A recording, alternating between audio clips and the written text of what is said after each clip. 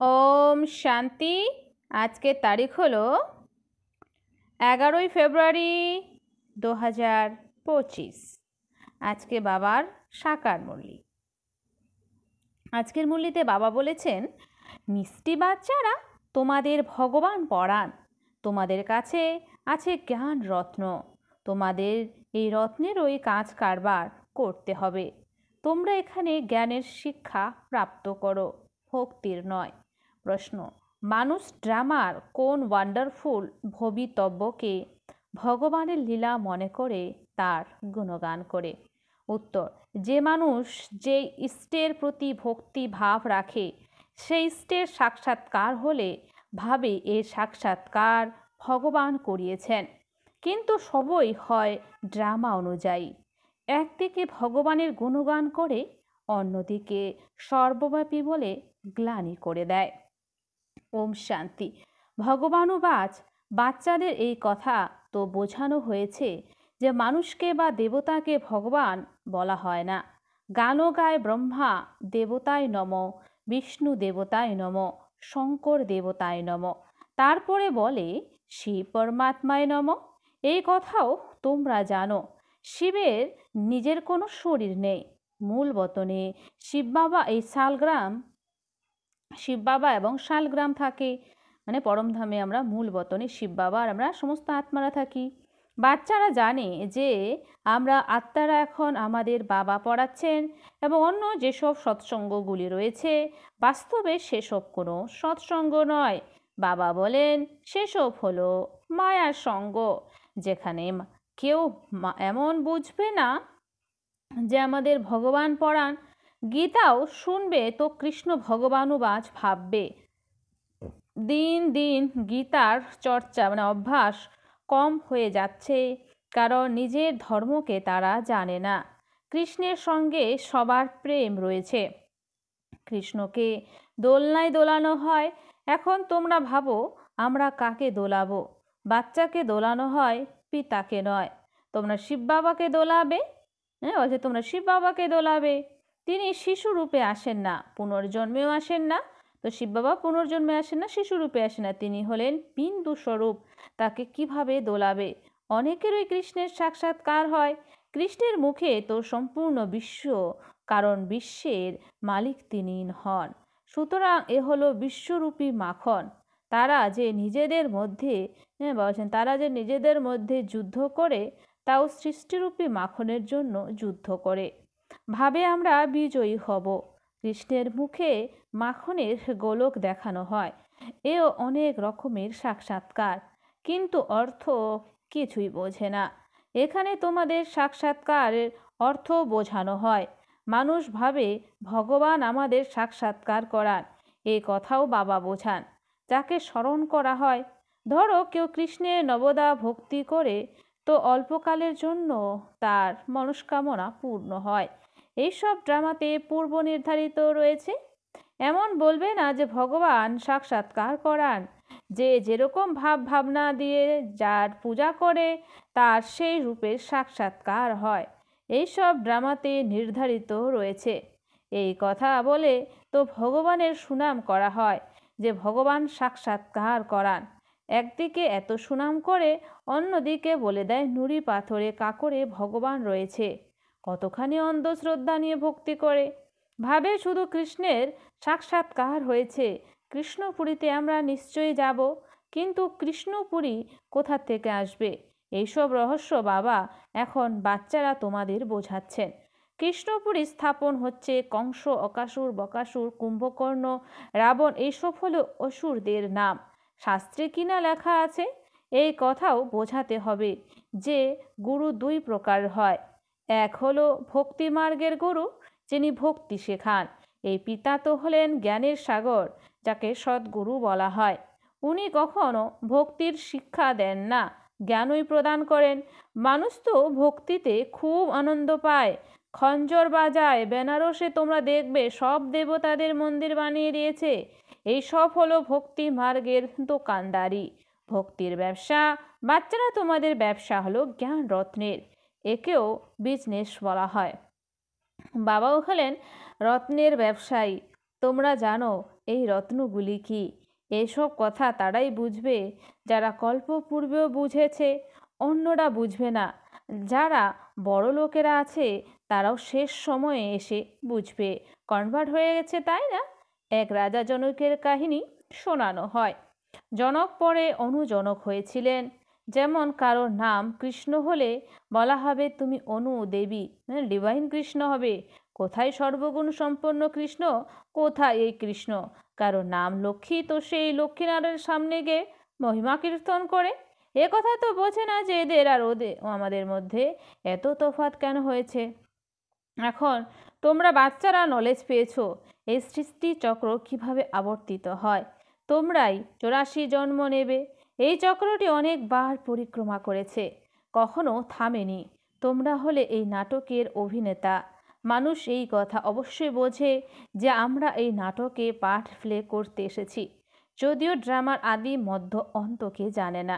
তোমরা বাচ্চারা জানো যে আমাদের অর্থাৎ আত্মাদের থাকার স্থান তো হলো সবচেয়ে উপরে, সেখানে সূর্য চাঁদের কোনো আলো নেই। এইসব কথা যে বাচ্চারা বুঝবে তারা প্রায় গরিব মানুষ হয়, কারণ ভারত সবচেয়ে ধনী ছিল, এখন ভারত সবচেয়ে গরিব হয়েছে। সম্পূর্ণ খেলাটি ভারতকে নিয়ে। ভারতের মতন পবিত্র খণ্ড আর অন্য নেই। পবিত্র দুনিয়ায় পবিত্র খণ্ড থাকে এবং অন্য কোনো খণ্ড থাকে না। বাবা বুঝিয়েছেন এই সম্পূর্ণ দুনিয়াটি হলো অসীম জগতের আইল্যান্ড। যেমন শ্রীলঙ্কা ভূখণ্ড আছে জলের মাঝে, দেখানো হয় রাবণ শ্রীলঙ্কাবাসী ছিল। এখন তোমরা বুঝেছ রাবণের রাজত্ব তো সম্পূর্ণ অসীম জগতের লঙ্কার উপরে রয়েছে। এই সম্পূর্ণ সৃষ্টি সমুদ্রের মাঝে অবস্থিত। এই হলো একটি দ্বীপ, এর উপরেই রাবণের রাজত্ব। এই সব সীতারা রাবণের জেলে আছে। তারা তো সীমিত জগতের কাহিনী তৈরি করেছে, যদিও কথাটি হলো অসীম জগতের। অসীমের নাটক, তাতে আবার ছোট ছোট নাটক বসে বানিয়েছে। এই বায়োস্কোপ ইত্যাদি এখনই তৈরি হয়েছে। তাই বাবার বোঝাতে সহজ হয়। অসীম জগতের সম্পূর্ণ ড্রামা বাচ্চারা তোমাদের বুদ্ধিতে আছে। মূল বতন সূক্ষ্ম বতন অন্য কারো বুদ্ধিতে হতে পারে না। তোমরা জানো যে আমরা হলাম মূল বতনবাসী, দেবতারা হলেন সূক্ষ্ম বতনবাসী। তাদের ফরিস্তাও বলা হয়। সেখানে হাড় মাংসের খাঁচা থাকে না। এই সূক্ষ্ম বতনের পার্টও হলো অল্পকালের জন্য। এখন তোমরা আসা যাওয়া করো, তখন কখনো যাবে না। তোমরা আত্মারা যখন মূল বতন থেকে আসো তখন সূক্ষ্ম বতন হয়ে আসো না। যখন আমরা পরমধাম থেকে আসি তখন কিন্তু আমরা সূক্ষ্ম বতন হয়ে আসি না। আচ্ছা, তো বাবা বলেছেন যে তোমরা আমরা হলো মূল বতনবাসী, দেবতারা হলেন সূক্ষ্ম বতনবাসী, তাদেরও ফরিস্তা বা বলছেন যে তাদেরও ফরিস্তা বলা হয়। সেখানে হাড় মাংসের খাঁচা থাকে না। এই সূক্ষ্ম বতনের পার্টও হলো অল্পকালের জন্য। এখন তোমরা আসা যাওয়া করো, তখন কখনো যাবে না। তোমরা আত্মারা মূল বতন থেকে আসো, তখন সূক্ষ্ম বতনে আসো না, সোজা চলে আসো। এখন ভায়া সূক্ষ্ম বতন হয়ে যাও। এই সূক্ষ্ম বতনের পার্ট রয়েছে। এইসব রহস্য বাচ্চাদের বোঝানো হয়। বাবা জানেন আমি আত্মাদের বোঝাচ্ছি, সাধু সন্ত ইত্যাদি কেউ এসব কথা জানে না। তারা কখনো এমন কথা বলবে না। বাবা স্বয়ং বাচ্চাদের সঙ্গে কথা বলেন। কর্মেন্দ্র ছাড়া তো কথা হবে না। বলেন আমি এই দেহের আধার নিয়ে তোমাদের অর্থাৎ আত্মারূপে বাচ্চাদের পড়াই। তোমরা আত্মা, তোমাদের দৃষ্টিও বাবার দিকেই যায়। এইসব হলো নতুন কথা। নিরাকার পিতা, তার নাম হলো শিব বাবা। তোমাদের নাম তো হলো আত্মা। তোমাদের দেহের নাম পরিবর্তন হয়। মানুষ বলে পরমাত্মা নাম রূপহীন, কিন্তু নাম তো শিব বলা হয়, তাই না? শিবের পূজাও করে, বোঝে এক করে আরেক। এখন তোমরা বাবার নাম রূপ দেশ কাল সবই বুঝেছ। তোমরা জানো কোনো জিনিস নাম রূপবিহীন হতে পারে না। এই কথাটিও খুবই সূক্ষ্ম বুদ্ধির কথা। বাবা বোঝান গায়নও আছে সেকেন্ডে জীবন মুক্তি, অর্থাৎ মানুষ নর থেকে নারায়ণ হতে পারে। বাবা যখন হ্যাভেনলি গডফাদার, তবে আমরাও তার সন্তানরা স্বর্গের মালিক হলাম। কিন্তু এই কথাও বুঝতে পারে না। বাবা বলেন বাচ্চারা তোমাদের এই অবজেক্টই হলো এই নর থেকে নারায়ণ হওয়া। এই হলো রাজযোগ, তাই না? অনেকের চতুর্ভুজ দর্শন হয় সাক্ষাৎকারে, তাতে প্রমাণিত হয় আমরাই বিষ্ণুপুরীর মালিক হব। তোমরা জানো স্বর্গীয় লক্ষ্মীনারায়ণের তক্তের পিছনে বিষ্ণুর চিত্র রাখা হয়, অর্থাৎ বিষ্ণুপুরীতে এদের রাজ্য থাকে। এই লক্ষ্মীনারায়ণ হলেন বিষ্ণুপুরীর মালিক, ওটা হলো কৃষ্ণপুরী, এটা হলো কংসপুরী। ড্রামা অনুযায়ী এই নামও রাখা হয়েছে।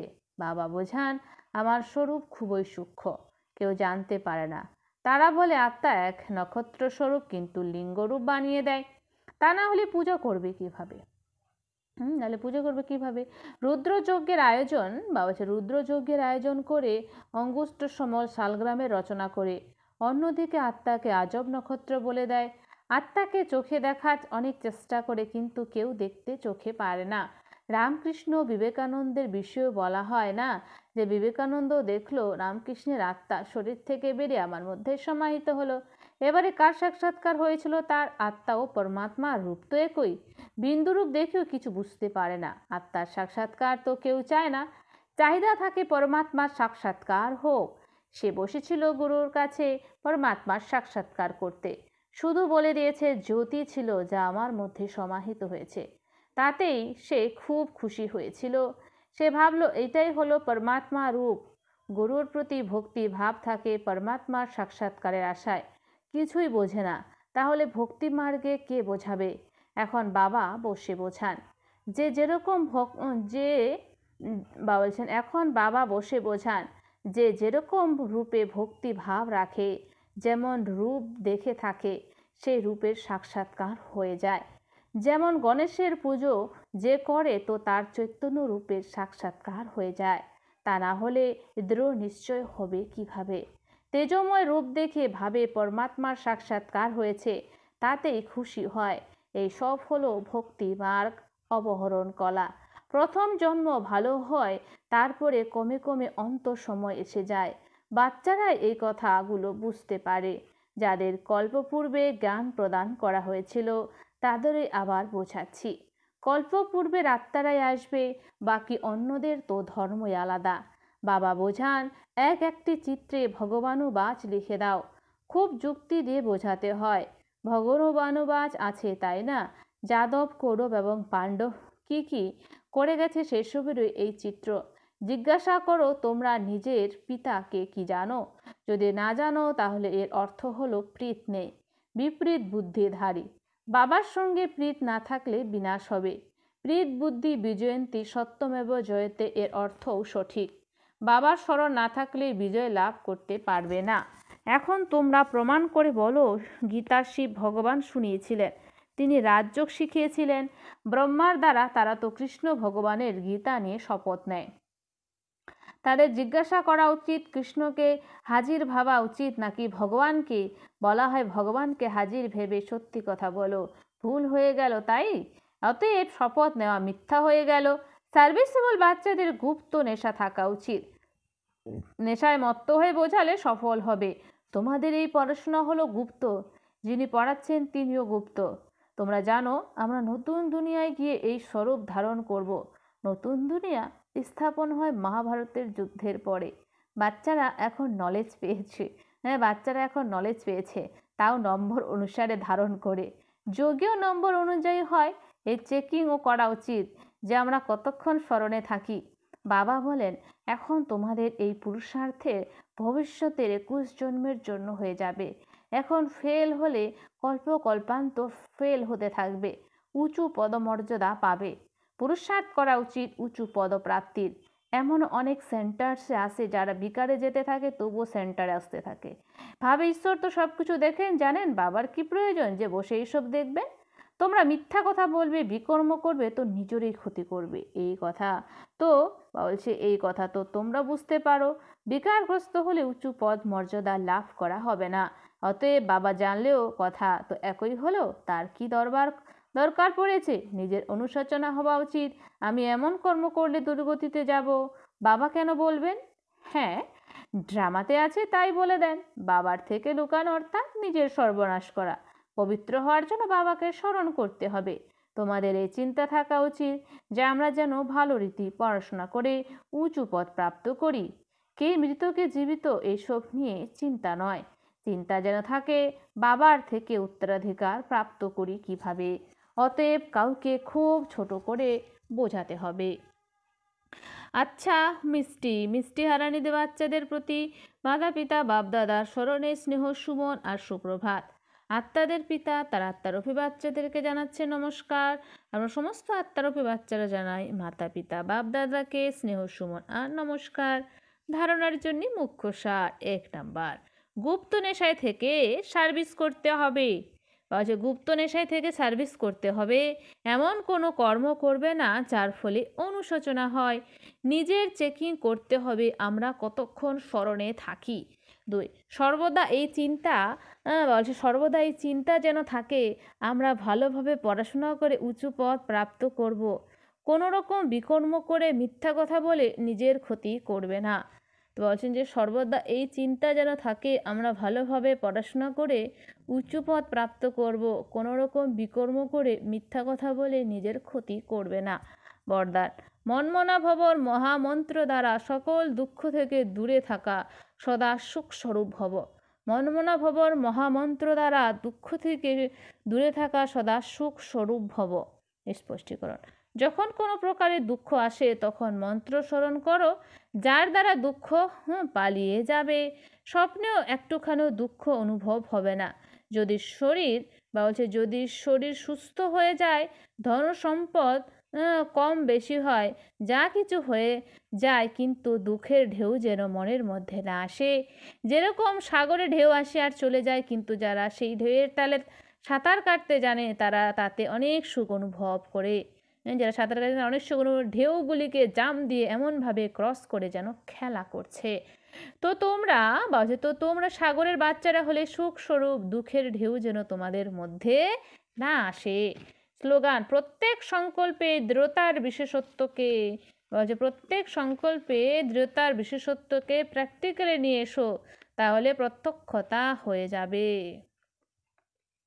অব্যক্ত ইশারা, একান্ত প্রিয় হও, একতা আর একাগ্রতাকে ধারণ করো। স্বউন্নতিতে সেবার উন্নতিতে একজন কিছু বলে অন্যজন হাজির করে, এইভাবে সদা একতা আর দৃঢ়তার সাথে এগিয়ে যেতে থাকো। যেরকম দাদিদের একতা আর দৃঢ়তার সংগঠন পাক্কা আছে, এরকম আদি সেবা রত্নদের সংগঠনও পাক্কা হবে। এটারই অত্যন্ত প্রয়োজন। আচ্ছা, ওম শান্তি। ধন্যবাদ বাবা আজকের এই সুন্দর মিষ্টি মুরলির জন্য।